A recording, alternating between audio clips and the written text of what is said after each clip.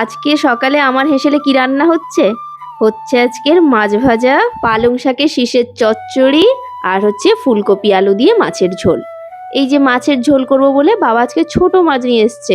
আগের দিন যে 1 কিলো 700 গ্রাম ওজনের মৃগেল মাছটা নিয়েছিলাম ওইটা ফ্রিজে ছিল, ওটাকে ভাজা করছি। বাবা খেতে চাইছে না, আসলে বাবার তো কোলেস্টেরল আছে, ডাক্তারবাবু বারণ করেছে। ওই জন্য বাবা বলছে আমি কিন্তু একদমই খাবো না, ছোট মাছ এনে দিচ্ছি, তুমি আমাকে ছোট মাছের ঝোল করে দাও। তো ওই 150-200 গ্রাম ওজনের পোনা মাছগুলো বাবা এনে দিয়েছিল, ওটাকেই ফুলকপি আলু দিয়ে ঝোল করলাম। আর আজকে একটু শীষের চচ্চড়ি করছি, পালং শাকের শীষ, তাকে মূলো, আলু, বেগুন, শিম সমস্ত কিছু দিয়ে চচ্চড়ি করছি। পেঁয়াজ আর 5 ফোড়নকে ভেজে নিয়ে শাকটা তুলে দিয়েছি, তারপর দিয়েছি নুন দিয়ে ঢাকা দিয়ে দিয়েছি। শাকের জল বেরিয়ে সবজিটা মোটামুটি 50% সেদ্ধ হয়ে গেলে তারপরে দিলাম হলুদ গুঁড়ো, লঙ্কা গুঁড়ো দিয়ে এবার ঢেকে ঢেকে এটাকে যতক্ষণ না শুকনো হচ্ছে ততক্ষণ অবধি রান্না করব। মাছের ঝোলের মাছ, ফুলকপি, আলু সবটাই ভাজা হয়ে গেছে। এবার ওই ঝোলটাও একদিকে বসিয়ে নেব। শাকটা দেখুন একদম কষানো হয়ে গেছে। এবার কিছুটা জল দিয়ে দেব শীষের ডাঁটাগুলো সেদ্ধ হওয়ার জন্য।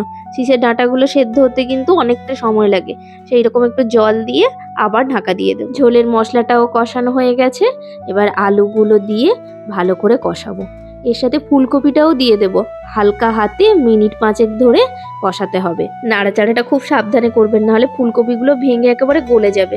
এটা এদিকে কষাতে থাকে, ওদিকে শাকটা দেখি। শাকে এবার একটু চিনি দিয়ে দেব। চিনিটা দিলে স্বাদের ব্যালেন্সটা ভালো হয়।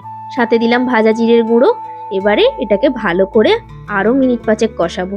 একদম শুকনো ঝরঝরে কিন্তু বানাবো আজকের শাকটা। জল দিয়ে এবার ঝোলটাকেও ফুটিয়ে নিয়েছি, মাছগুলো দিয়ে এটাকেও ফুটতে দিয়ে দিলাম। শাকের তরকারিটা রেডি একেবারে, আর মাছের ঝোলটাও মোটামুটি হয়ে এসছে। এবার ধনেপাতা আর ভাজা মশলা দিয়ে তরকারিটা নামিয়ে নেব। এবার করব লাস্ট একদম মাছ ভাজা। এটা গরম গরম খেতেই তো বেশি ভালো লাগবে।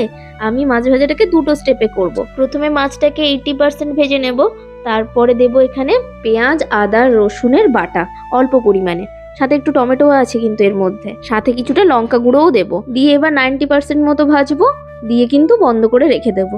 এবার খাওয়ার সময় বাকি 10% ভাজবো। অসংখ্য ধন্যবাদ ভিডিওটি দেখার জন্য।